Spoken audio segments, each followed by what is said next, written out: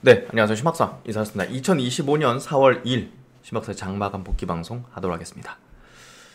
오늘은 좀 마감 방송을 좀 쉬고, 예, 자료 좀 만드는 거에 좀 집중하려다가 일단 마이크를 좀 켰습니다.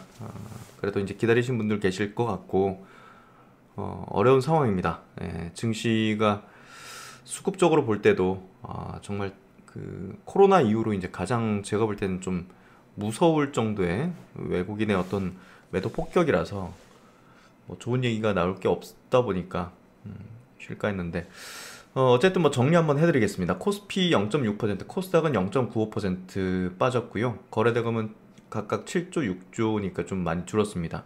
하락 종목 수가 2배 이상 많은 양 시장이었고요. 어제 미국장 나스닥이 0.80% 반등을 좀 하면서 오늘 한국장 좀 반등 분위기로 좀 되지 않을까 했는데 이제 이렇게 나스닥이 나스닥도 이제 사실 그 완벽한 뭐 반등, 완벽한 추세 돌림은 이제 아닙니다. 예, 제가 분석한 어떤 기준들, 뭐 이론들 이런 기준 하에서 이제 어제 같은 경우도 좀 가짜 상승, 한국의 반등이 좀 가짜 상승 흐름이었기 때문에 미국장도 아직은 신뢰도 높지 않고요. 또 이제 특히나 이제 니케이 증시랑 대만 증시의 흐름이 좀 매우 좋지 않습니다. 이게 굉장히 제가 두려워하는 차트의 어떤 흐름들 모습들로 전개되고 있는데요. 니케이 이제 일본 지수도 저기 여기 보시면 480일 2년짜리 장기 이평선을 이탈을 해버렸습니다. 그래서 이런 것들은 추세가 바뀔 때 나타나는 전형적인 어떤 차트적 패턴이기 때문에 이렇게 급락으로 이런 식으로 지난 8월이죠, 작년.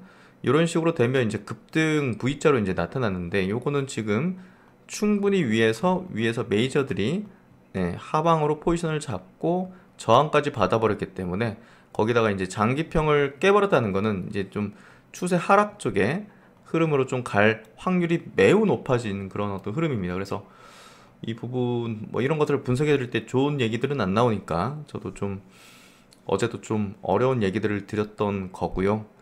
어쨌든 대만 증시, 대만 가권 증시입니다. 요것도 지금 장기평 깨고 지금 여기 이제 또 떨어질 수 있는 룸이 있고 5일선을 돌파하지 못했습니다. 오늘도. 그래서 보합 정도. 니케이 증시, 대만 증시 모두 이제 오늘 보합 정도로 마감되면서 약세 기조를 좀 이어가는 그런 패턴이 나오고 있습니다. 어쨌든 전방위적으로 지금 좋지 않은 흐름이고요. 특히나 이제 코스피 쪽에 외국인이 7,200억을 순매도했고요. 코스닥도 2,600억을 순매도했습니다. 선물 쪽에서도 만계약을 순매도하면서 최근에 이제 추이를 보면요. 지금 보시는 요 표가 코스피 쪽에서 지금 4일 연속 대량 매도를 하고 있는 것들을 볼 수 있습니다. 외국인들의 대량 매도, 개인들이 이제 거의 다 받는 거고요. 코스닥도 이제 그 많이 나오죠? 예, 2,600억 순매도 나왔습니다. 매도물이 좀 증가하는 모습들을 띠고 있고 선물 같은 경우도 오늘 9천억 개수로는 만계약. 예, 그래서 계속적으로 이제 선물도 폭격을 하고 있고요. 일단 두 가지 포인트입니다. 그 관세가 이제 오늘 새벽이죠. 이제 오늘 지나서 이제 새벽입니다. 새벽에 이제 상호 관세를 매기는 그런 것들을 발표할 텐데 뭐 보편 관세로 이제 매길 수도 있고요. 아직 확정된 건 아닙니다. 단적으로 예를 들어드리면 지금 자동차 쪽에 25% 관세가 이제 매겨졌잖아요. 현대차 우리나라에서 만들어진 자동차를 미국으로 수출할 때 25% 관세를 매기는 겁니다. 그대로 이제 이 가격을 올리지 않으면 자동차 업체가 이익에서 요거를 세금으로 내야 된다는 거예요. 매출에서. 그렇죠? 자동차 매출에서. 근데 오늘 새벽에 이제 내일 새벽이죠. 발표되는 관세 쪽에서 예를 들면 이제 보편 관세를 20% 때린다. 이제 모든 품목이죠. 모든 국가 모든 품목. 아니면 국가별로 이제 몇 퍼센트 때린다든지 이런 식이 되면 자동차를 한국에서 만든 자동차를 수출할 때 미국에 25% 플러스 20%이기 때문에 45% 관세를 매기는 겁니다. 이거는 이거 뭐 말이 안 되는데 지금 트럼프 대통령 가격을 올리지 마라고 하고 있습니다. 가격을 올리지 마라. 관세를 이렇게 매기는데 가격을 올리지 마라 하는 거는 그대로 기업이 이 피해를 떠안으라는 거죠. 미국의 소비자들이 떠안는 게 아니라 기업이 떠안아라라는 겁니다. 음. 관세를 이렇게 매기면 가격을 인상할 수밖에 없잖아요, 기업들은. 그러면 이제 소비자들은 물가가 올랐네 해서 소비를 줄이겠죠. 그러면 미국 경제가 안 좋아질 수 있기 때문에 아니 뭐 그렇죠. 예. 덜 사거나 이런 식이 될 수 있기 때문에 가격을 올리지 말라고 하고 있습니다. 트럼프 대통령은. 이거는 뭐 어떻게 하라는 건지 저도 모르겠는데 이렇게 되면 이제 다 그 국가도 매겨진 국가도 가만히 있을 수는 없는 거잖아요. 그러니까 우리나라도 대응을 할 수밖에 없다는 겁니다. 이건 대응을 할 수밖에 없어요, 사실. 예. 그러면 이제 전체 글로벌 시장의 부가 그 한 예측 기관에서는 3천조가 감소한다라고 하고 있는데 이게 심각한 겁니다, 사실. 그래서 그 외국인들 수급은 지금 이 부분을 가장 크게 보는 것 같고요. 또 한국에 대해서는 이제 그 정치 불확실성이죠. 정치 불확실성. 탄핵의 그 여부, 인용 기각 여부가 지금 4월 4일 날 나오게 돼요. 예. 이거 굉장히 좀 불확실한 측면이고 지금 국가별로 이 관세에 대해서 대응을 해야 되는 부분이 굉장히 중차대한 상황인데 지금 정부 행정 공백 내지는 지금 리더십 부재잖아요, 사실. 예. 그래서 이런 것도 이제 외국인들은 얄짤없습니다. 예. 이거 어렵네. 자금을 조금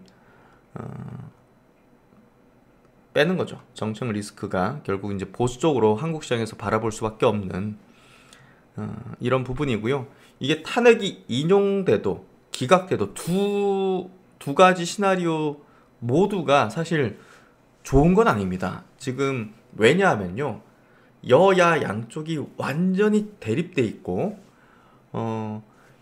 인용이 돼도 불확실해지는 거죠. 예, 정권이 뭐 교체될 수 있고 이제 대선을 해야 되니까 그러면 이제 뭐 기업 친화적이지 않은 어떤 뭐 정권이 들어선다는 어떤 이쪽으로 받아들일 수도 있는 거고 또 이제 대선에 대한 여러 가지 또 불확실성으로 넘어갈 수도 있는 거고요. 또 기각이 되면 그 또 쪼개지죠, 나라가. 예, 쪼개지죠. 또 야권에서 또 엄청나게 또 국가가 또 분열 수준으로. 예. 그러면 이제 계속적으로 뭔가 정책을 취하는 게 쉽지 않겠죠. 다시 이제 대통령 복귀해가지고 정책을 막 펴고 뭐 쉽지 않겠죠. 그래서 두 가지 모두가 지금 좋은 건 아니에요, 사실. 근데 이제 그 단기적으로는 불확실한 지지부진한 불확실성이 해소까지는 아니지만 일단 감소하는 거기 때문에 결정돼 버리면 그 부분에선 단기적으로는 한국 시장이 우호적일 수는 있지만 이 중기적으로 볼 때는 애매하죠. 예. 이거보단 사실 단기적으로는 탄핵의 영향으로 증시가 뭔가 좀 해소 관점으로 오를 수 있습니다. 근데 중기적으로는 사실 관세 부분이 심각하기 때문에 뭐 탄핵 여부에 따른 부분이 중기적인 어떤 시장의 추세를 형성하지는 못할 겁니다. 무엇보다 이게 더 중요하죠, 사실. 그래서 빨리 트럼프 대통령을 이제 만나고, 예? 우리 이제 그 대통령이 이제 지금 현 대통령이든 또 새로운 대통령이 되든 누가 되든 트럼프 대통령을 만나서 저번에 이제 현대차 정의선 회장이 했던 것처럼 그렇게 뭔가 액션을 취해서 조금 더 우호적인 어떤 것들을 끌어낸다든지 이런 것들이 보여질 때 외국인들은 또 금융시장도 역시나 이제 신뢰도 안정감 이런 것들을 느끼면서 자금을 들어오고 우리나라에 우량한 종목들도 많으니까요, 사실. 그런 부분에서 지금 근데 우리나라 시장에서도 지금 우량하고 우량하지 않고 상관없이 그냥 다 빠지는 거잖아요, 지금. 거의 대부분이 다 그냥 시장의 어떤 리스크 영향을 받으면서 이렇게 빠지는 거잖아요. 장끝나고 나서 이제 공매도를 제가 체크를 계속 해봅니다. 근데 야, 작정을 했구나라는 생각이 들 정도입니다. 한미반도체 뭐 좋은 기업인데요. 많이 올랐었기 때문에 빠지기도 하지만 이거는 지금 하락 추세를 이어가는 패턴이에요. 첫날 전체 거래량의 41%가 공매도였어요. 근데 오늘도 전체 거래량의 26%가 공매도예요. 이거는 그냥 죽이겠다는 거죠. 이 종목 가지고 있는 주주들을 그냥 죽이겠다라는 겁니다. 진짜 무서운 거예요. 진짜 무서운 겁니다. 그냥 당하는 거예요. 에코프로 BM을 보죠. 에코프로 BM도 지금 연일 공매도 폭격입니다. 오늘 그래도 다행스럽게도 전체 거래량 대비 공매도 비중은 줄었지만 지금 추세를 보면 바닥에 대한 부분은 전혀 나타나지 않고 있어요. 에코프로도 마찬가지로 바닥에 대한 부분은 전혀 없어요. 그냥 하락 추세예요. 그냥 무섭습니다. HLB 오늘 전체 거래량 대비 15%가 공매도네요. 여기 장기평 저항받으면 또 떨어지려고 하겠죠. 리가켄바이오 얼마나 우량한 종목입니까? 뭐 공매도가 그렇게 많진 않네요. 다행스럽게도. 근데 이 좋은 종목이 이렇게 또 빠져 있습니다. ABL바이오는 오늘 처참할 정도였습니다. 임상 발표 좋은데요. 잘 나왔는데요. 어쨌든 셀론 성격이죠. 나왔으니까. 그런 성격의 자금이 외국인 기관 쪽에서 크게 나왔고요. 공매도가 나오진 않았네요. 크게. 이 시장이 안 좋으니까 이렇게 그냥 내리꽂혀버리는 거잖아요. 지금 그러니까 어떤 시장적인 불확실성 리스크 때문에 자금들을 지금 빼는 차원에서 우량하고 안 우량하고 이런 문제가 아니에요. 지금은. 그래서 이 흐름이 어디서 일단락될지 부분은 지금 현재 안개 속입니다. 예, 안개 속에 지금 들어가 있는 상황이에요. 안개 속. 그래서 섣부르게 막 여기 이제 저점이니까 막 사야지. 아직은 그런 시그널들이 나타나지는 않고 있습니다. 그래서 우리가 봐야 될 거는 이렇게 보시면 돼요. 바닥을 어디서 우리가 예측할 수 있을까? 일단 첫 번째, 개인들의 투매. 지금 관세 부분은요, 갑자기 드라마틱하게 뭔가 해소되고 그런 악재나 불확실성이 그런 게 아니에요. 그렇죠? 그리고 탄핵 이 이벤트도 뭐 결정된다고 리스크가 사라지고 이런 거 아니에요. 그렇죠? 그러니까 어떤 그 이슈 제로를 가지고서 뭔가 반전이 되는 건 저는 쉽지 않다고 봅니다. 네, 쉽지 않다고 봐요. 그렇기 때문에 이 어떤 지표적인 시그널적인 어떤 단기 바닥 신호, 전제는 단기 바닥 신호입니다. 중장기적 바닥 그 부분은 지금 조금 모릅니다. 개인들 투매가 대량으로 나오는 시점에서 공통적으로 이제 결합돼야 돼요. 공매도가 쇼커버.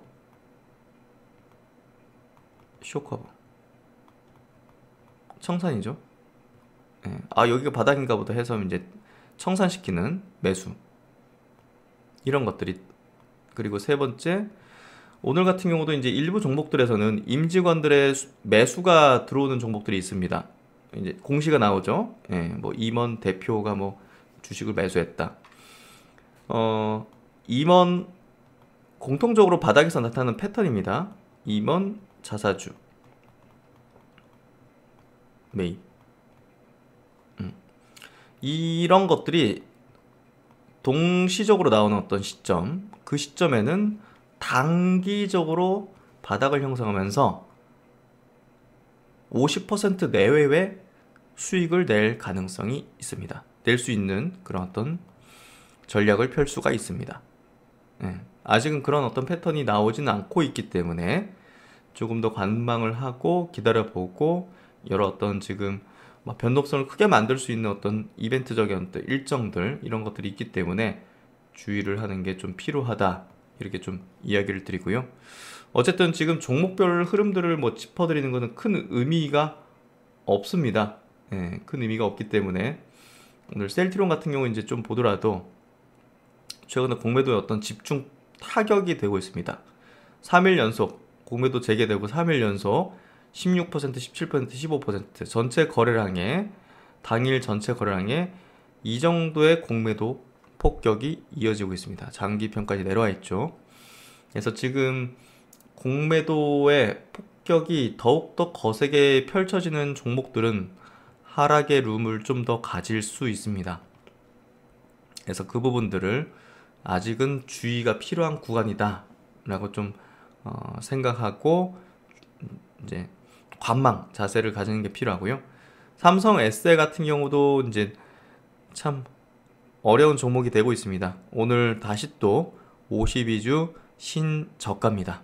이제 유상증자를 하는 기업인데 정말 처참할 정도로 지금 밀리고 있습니다. 분명히 이제 기회의 어떤 가격권으로 내려오고 있지만요.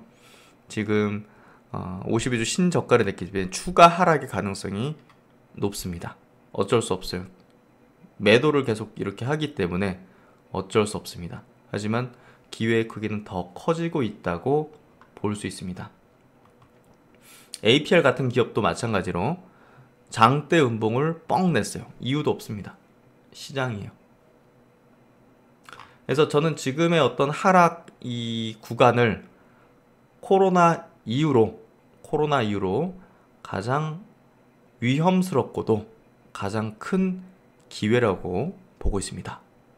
이 부분들을 잘 활용할 수 있다면 또 짧은 기간에, 단기간에 아주 좋은 어떤 수익을 낼 수 있는 저는 이제 앞으로의 3년의 국내 주식시장에 대한 전략을 스윙 중단기성에 조금 더 타임프레임을 짧게 잡는 거래 전략들을 가지고 있습니다. 선언을 했습니다. 시장에 대한 분석을 통해서 그렇게 이제 전략을 도출했고요. 어쨌든 지금 시장은 위기이자 또 엄청난 기회입니다. 결국 이 기회를 잡기 위해서는 대중과는 다른 행동을 해야 되고 대중과는 다른 생각을 해야 됩니다. 언론에 휘둘리지 마시고 주변에 휘둘리지 마시고 여러분이 이 역사가 증명한 증시의 역사가 증명한 결국은 지금 같은 구간에서 큰 기회가 열린다는 이 대명제를 꼭 기억하시면서 이번 약세의 흐름 속에서 큰 기회를 반드시 잡으셔야 됩니다. 네, 하여튼 오늘 길게 하진 않고요. 어쨌든 지금 기회를 잘 살리는 게 여러분에게 중요한 시점이라고 생각이 됩니다. 그 부분들을 좀 말씀드리고 싶었고요. 어쨌든 이번 주 중요한 이슈 오늘 새벽 또 이제 금요일 잘 분석해서 말씀드리도록 하겠습니다. 오늘 저녁에는 또 비가 온다는 소식이 있네요. 날씨도 조금 찌간데요. 그래도 즐거운 저녁 시간 되시고 계속적으로 면밀한 분석해드리면서 여러분들이 좋은 기회를 잡을 수 있도록 만들 수 있도록 최선을 다하도록 하겠습니다. 편안한 저녁 시간 되십시오. 감사합니다.